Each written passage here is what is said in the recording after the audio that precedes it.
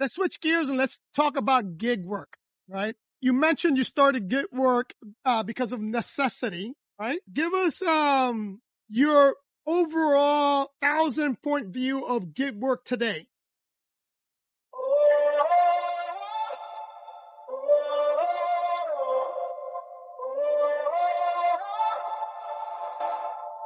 Oh man, it's definitely based by market.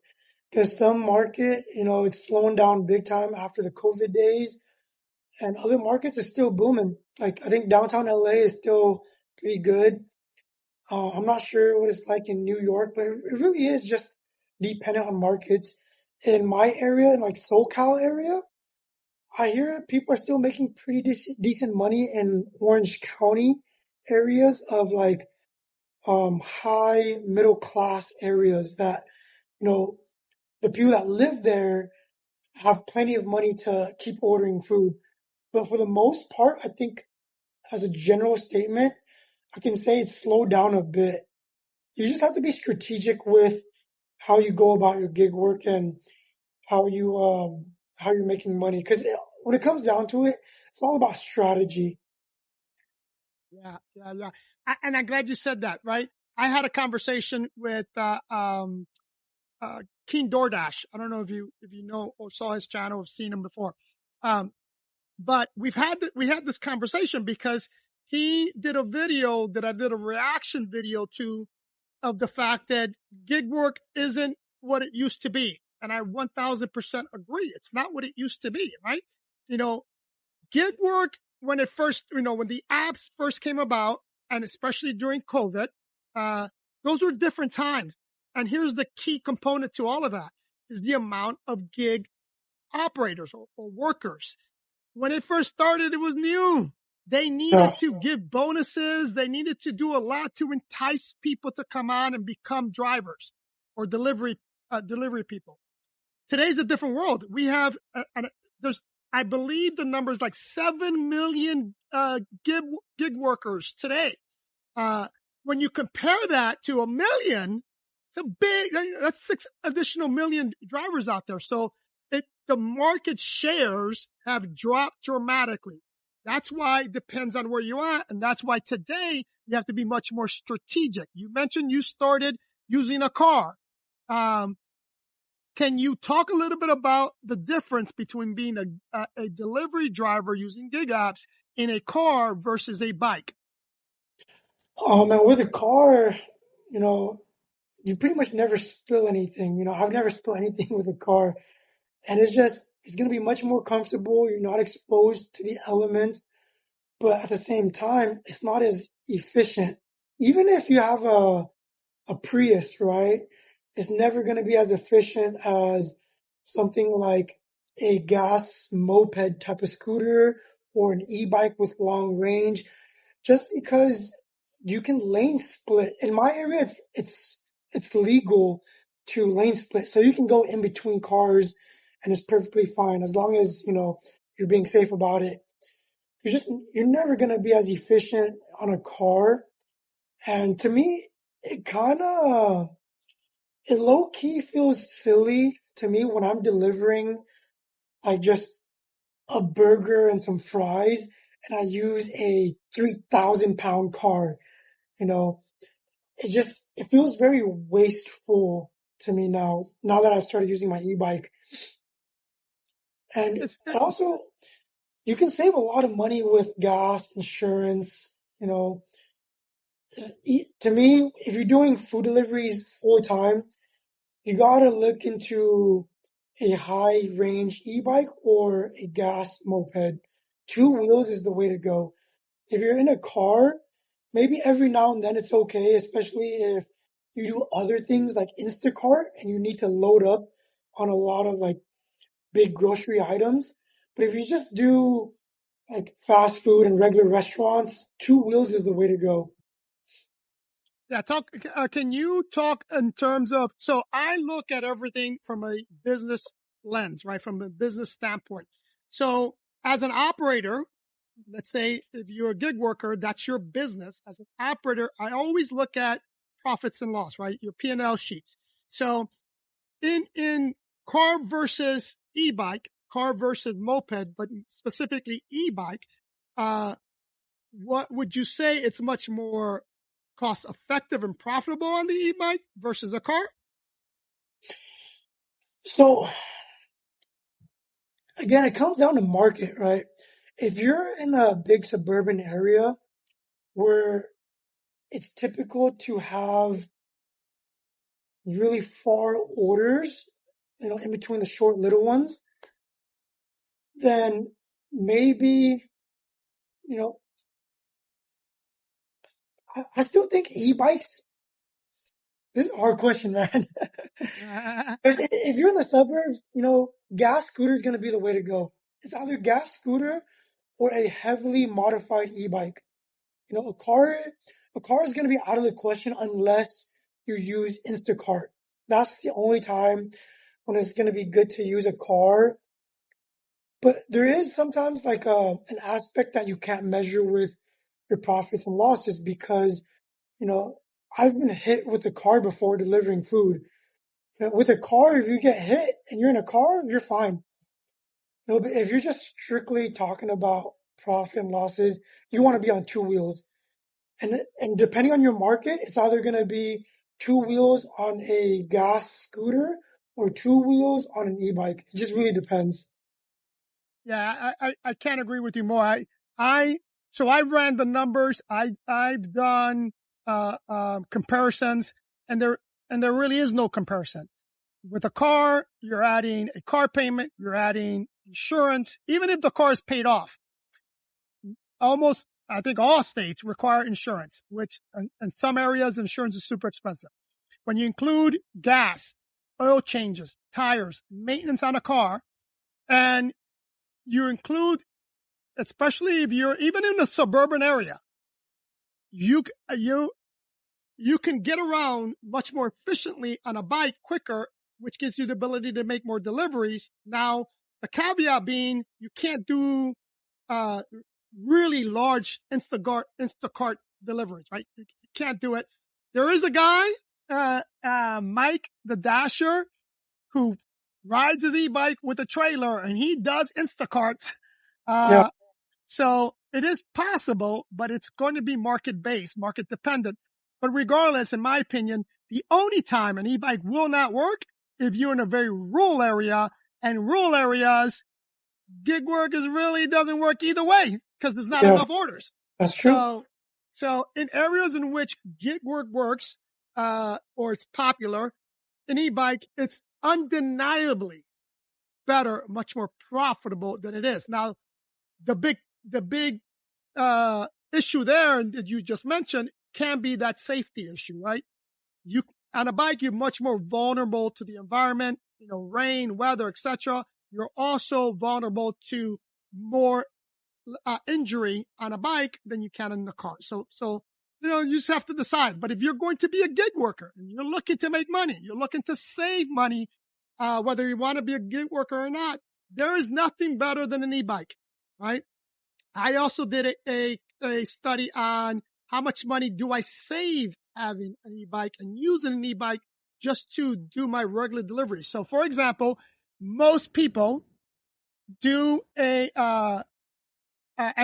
there was a study done in Europe on this that I took the data from, but most people only travel within a 5-mile radius of their house.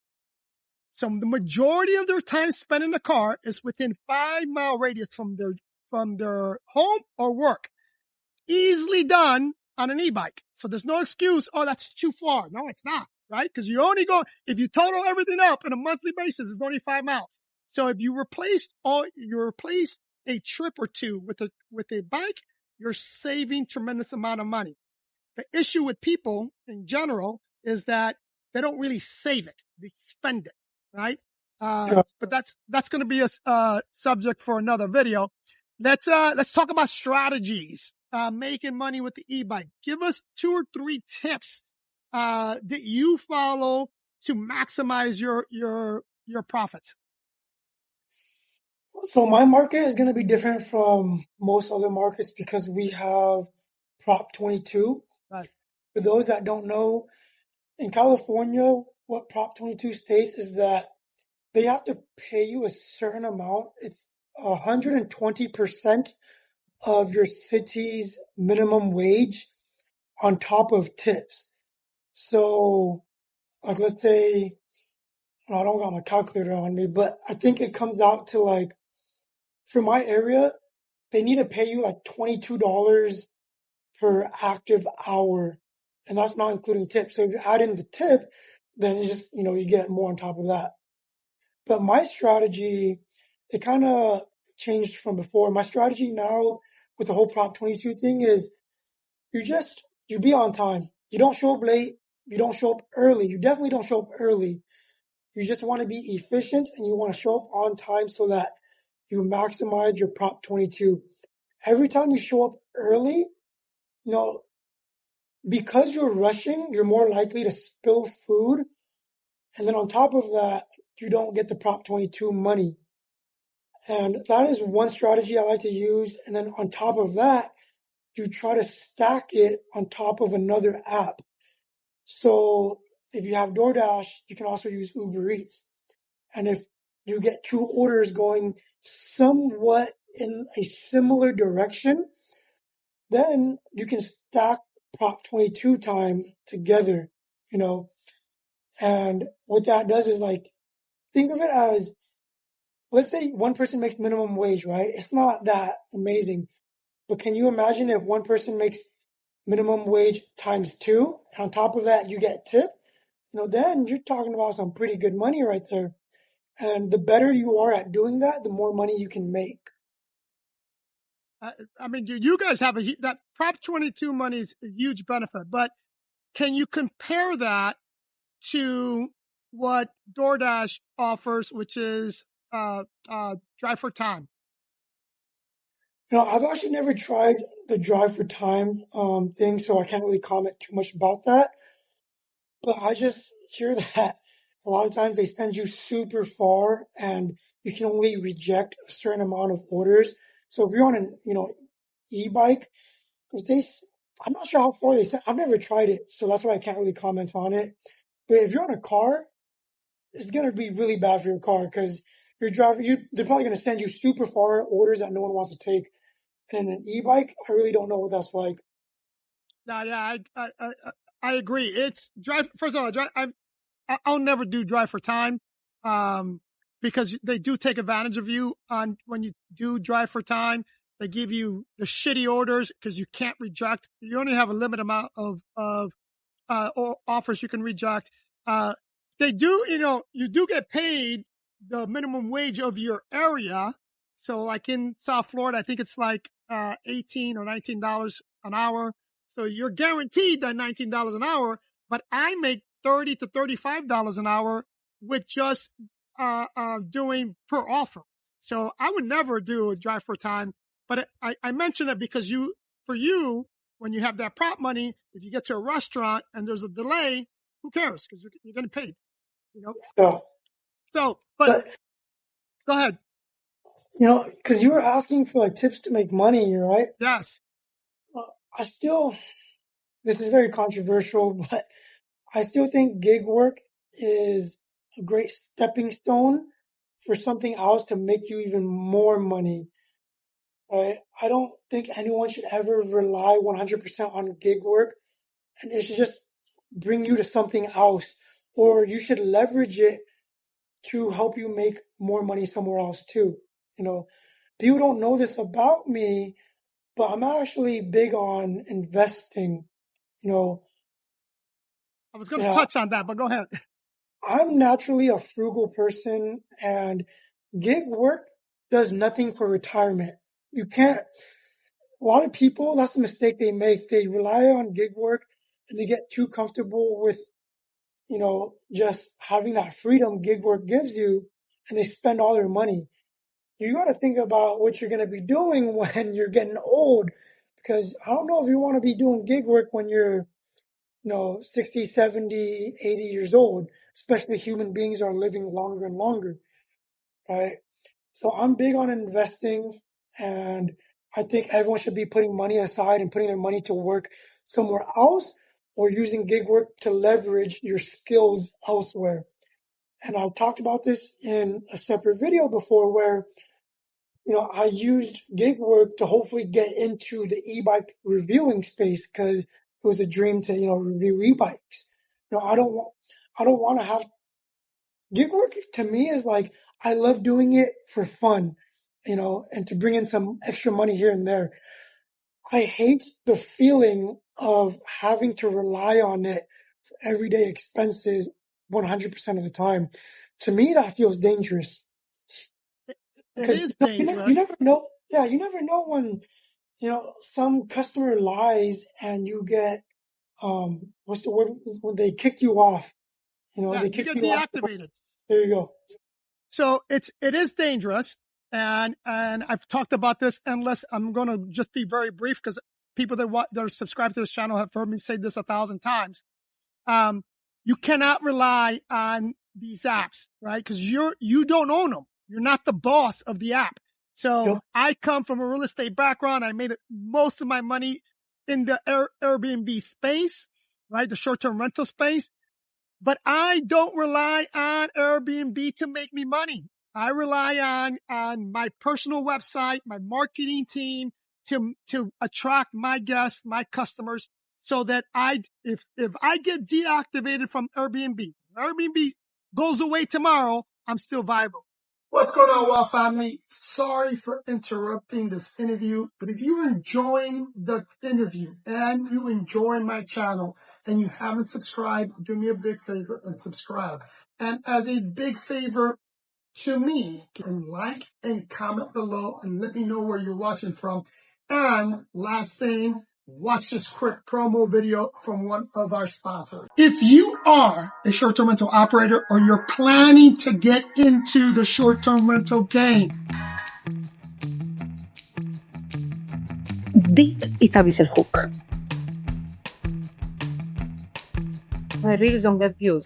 I don't know why everybody's growing in Instagram except me. Well, did you set up your Instagram account for growth?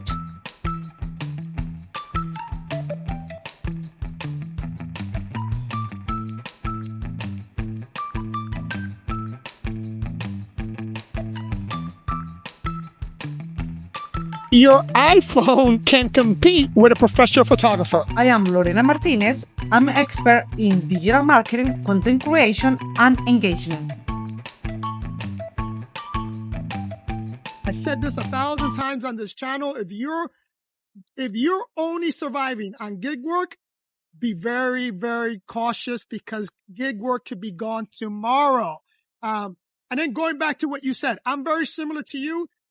Number one, I got into gig work for content purposes for this video. And I'm one of those people that I don't care what I do. I want to get paid for doing it. I love riding my bike. But what better to ride my bike and get paid while I'm riding my bike? Yep. That's why I dash. And all the money that I make on gig work, all of it, not a penny goes for me to waste it. Every little penny, everything I make is to invest in this new company that I started and or invested in the S&P 500 or invested in something. But I am not using this money to go party with my friends with. So be mindful of that. And again, I've done multiple videos. The most recent, how to build wealth using gig work. If you haven't seen that video, check out that video. But let's go back to something you mentioned about efficiency. Mm-hmm. First, define what you think efficiency is and how are you, as a gig worker, how can you be more efficient, not only with your bike, but with your deliveries? You can be efficient in multiple ways. You can be efficient with knowing how your restaurants run and which ones take longer than others and the streets you're riding on. Because the maps will sometimes take you the long way and, it's not as efficient as it can be, especially if you're multi-apping and doing multiple apps at the same time. You want to figure out the route that's going to be best for you and your deliveries so you're never late. Just because I multi-app and I my technique is to use that Prop 22 time. Doesn't mean I show up late. That's a big no-no because you're gonna get deactivated. And plus, that's just not cool to do. You're messing with people's foods, their hard-earned money is going into food and you don't want to be late. You want to be on time. So it's important to be efficient. And then you can also be efficient with like your gear setup, right? I multi-app, so it's really helpful that I have a couple of bags that is large enough where I could fit, 2 or 3 orders if I need to. That's how you're going to be really efficient, with your setup too. Those are the main ways of being efficient. That's so yeah, I agree. Learning and really understanding your routes is extremely important. But let's talk about something that a lot of people don't talk about. How and I don't know if you're going to be able to expand on this or not, but how can you be efficient with your battery? Battery, okay. Got it. So you just have to know when to ride fast, when not to ride fast, right?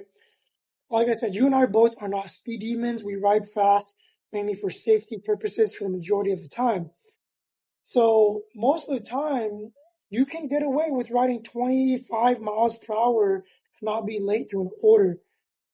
Every now and then, if you feel unsafe because you're pushed to the shoulder of the road, that's when you give it that burst of speed and then you let go of the throttle and you ride slow again. So we're just knowing when. People always think you need to go fast all the time to be efficient for food deliveries, but no, you don't. Just know how long it takes to complete an order and, know the distance. And then, you can kind of predict how fast you're riding and how long it takes for you to get there. To me, I never pedal because, you know, you don't want to be beat up and tired by the end of the day if you're doing this full time. You can pedal every now and then, just to get your legs moving, get some blood flow going. But most of the time, you're just going to be on that throttle. And to be efficient, you don't need to go fast. I've learned that most of the time, it's going to be around 25 to 35 miles per hour that you can get away with riding. Yeah, 100% agree. And one of the things that I do to conserve not only the battery, but also conserve my brakes, right? I do a lot of stop and go. So it's much, and I like to do a lot of experiments. I'm a numbers guy and I'm a geek when it comes to that. So I did a test on going as fast as I can from point A to point B. Then I picked a route that had a lot of traffic lights and stop signs. Then what I did was I took that exact same route, but this time I try to minimize the use of the brakes. So just, going fast enough and, that all I have to do is like roll through a stop sign and certain things. Not only did I get there quicker, or it wasn't significant faster, but it was a little bit faster. But here's what the key point was. I used a lot less battery and very little brake, which saves the brakes, right? So that's one way to be efficient, is really understand physics, right? An object in motion stays in motion. When you're hauling ass doing 30 miles an hour, braking, and then accelerating back up to 30, braking, and accelerating back up to 30 and braking, you're going to burn a lot of battery doing that. So might as well just. Here's the thing, man. It goes back to modifications because, I barely ever change my brake pads because my delivery bike can use regen and it saves my brakes. Yep. Yeah. I love that. My Anioki has regen. So I don't have to do that on my Anioki because my Anioki has regen. So, but that's pretty cool. What, we're going to wind this down a little bit. Give us, for gig worker, give us like your 3 top tips, hot tips on making money on an e-bike. Hot tips. Okay. Get good gear. So that could be like your backpack. It could be the clothing you wear and then your helmet. If you get hurt, you need to recover from it easily. If you're not wearing a helmet, get a helmet. So, and a lot of people want to cheap out on backpacks, man. Don't cheap out on backpacks either. Get a good backpack. You know, you're going to make more money with a better backpack. So get good gear. That's one of them. Number two is long range e-bike. Get a long range e-bike so that you don't have to stop working every time your battery runs out and go charge it. And then number three is about the efficiency where, you know, just learn your routes and learn what restaurants take longer than others, learn what to reject, what to take. On top of that, don't be a dick to the restaurant workers. That is probably one of my pet peeves when I'm doing food deliveries. A lot of people will just go in, not say anything, shove their phones in front of the employee's face, you know, and just expect them to be like nice. Just be courteous and get to know the workers. A lot of people, they know me by first name because I'm around that area all the time. I always say like hi to them. I say what's up, and they treat me better. I've seen it multiple times where they will ignore another a gig worker, and they will go to me first because they know who I am, because they see me as a friend, you know, and they'll offer me drinks, you know, they'll offer me, you know, they'll just be nicer to you. And plus, it's just not only will it help you with making more money and your work, but it's just be a decent person. Don't be an asshole. You're going to see Yeah, these people every single day. If you do this full time, these people are like your coworkers. Why do you want your coworkers to hate you? Don't be an asshole. Just be a decent person. yeah, I can't agree with you more. That's so true. Even when cause it's happened to me multiple times in which an employee at a restaurant or someplace, you know, is a dick to me. I just ignore it and I thank them. I always, super polite even when they're being a dick. So be a good human being. Let's spread that. Let me ask, I'm going to give you some quick fire questions that shouldn't take too long. What's the most fun or most memorable moment you had while riding? While riding, are you talking about with gig work or just riding in general?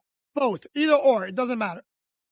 For gig work, I did a video where I competed against a gas scooter, you know, from a guy named Yes. Wilster on YouTube. Yeah, That I one remember was that. really fun. I like that one a lot because when I first got to gig work, I kept debating, should I just get a gas scooter or should I get an e-bike? You know, I didn't really want to deal with licensing and registration, so I went with e-bike route. But that was really fun when I did a competition with Wilser.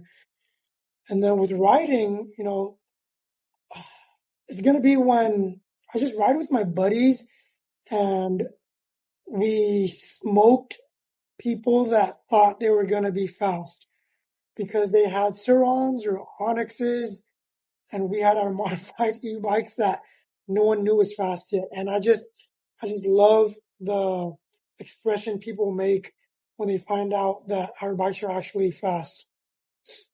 Yeah, I like that. Next question is, would you, what do you prefer? A stock bike, a current, like one of the modern stock bikes, or a older bike but modified? See, there it goes again, man. It just depends on, you know, there's no perfect bike, just perfect for your scenario, right? That's why I have multiple bikes because I have different scenarios. I will never take my modified bike that has a battery inside a battery bag to the gym because you're going to leave for an hour to 2 hours and you're going to lock up your bike, but you can't lock the battery. You know, same thing with food deliveries. If you are the type of person where you leave your bike unattended for long periods of time, you can't lock up the battery with a modified bike unless you know, do something to modify that. Most of the time, you're not going to be able to modify the battery placement where you hold it, right? So I can't answer that question, man. It just really depends on the scenario because some scenarios you need a stock bike that still has that locking mechanism. All right. Like So let me you're ask you this question. LP. I'll ask you this question, then we'll flip it. Right now, if you had a magic wand and had a bike appear, which bike would that be? Oh man, I really think the new 80-volt Onyxes are pretty cool. I think they don't have big enough batteries in their range for me. But to be honest, I think Onyxes are one of the most beautiful bikes out there. Yeah. Okay. Okay. Last question. Let me see. One more. Oh, here's a couple of them. Throttle or pedal assist? For going to the gym, pedal assist. For food deliveries, throttle. And for group rides, throttle. Throttle. Night riding or daytime riding? Daytime riding. Solo riding or group riding? Group riding. If you had, what's your dream collab with another e-bike creator? Dream collab. Oh man. You know, I don't think I've thought about this one too much before because I've kind of done the ones that I wanted to do. And that was with the people that got me into what I'm doing today, which is JB360 and Wilster, So I've already done my collabs with them. But in the future, I'll probably do more collabs with them too. And another collab with you, obviously. Very nice. Last question. One word describes your riding style or an e-bike. What's your preferred e-bike style and your riding style? My e-bike style, like the looks? Yeah. The design looks, do you like the moped style, cafe racers? You want, step throughs, etc. Which is your preferred style? Probably cafe racer type of looking bikes because they just, because I used to want a motorcycle. Motorcycle. Yeah, not the dirt bike ones, not like a Suron. I'm just not into it. They look cool, but this is not my style. I like the cafe racer looks. And then for style, like riding style, it's probably going to be riding at like on the streets because I'm a pavement princess, going most of the time 30 to 40 miles per hour. Most of the time 30 miles per hour, but I like having bursts of speed where I go much faster. Yeah, we have the same riding style. My preferred bike though is like the Wired, the Magician. I want the bike to look like a bike. I don't want it to look like a motorcycle. Now, my favorite bike is my Mini Goat. It looks like a small motorcycle. But in terms of style, I like the bike to look like a bike. And I need the bike to, like my Magician, my Wired, my Testway, even my Move Cam, because I changed the rear cassette and the chain ring that I can pedal, the entire time. And I need to be able to pedal. Now I don't ride 8-9 hours like you do, but I need to pedal. Well, the bike that I find myself grabbing all the time are going to be the small little light bikes. I really love them too.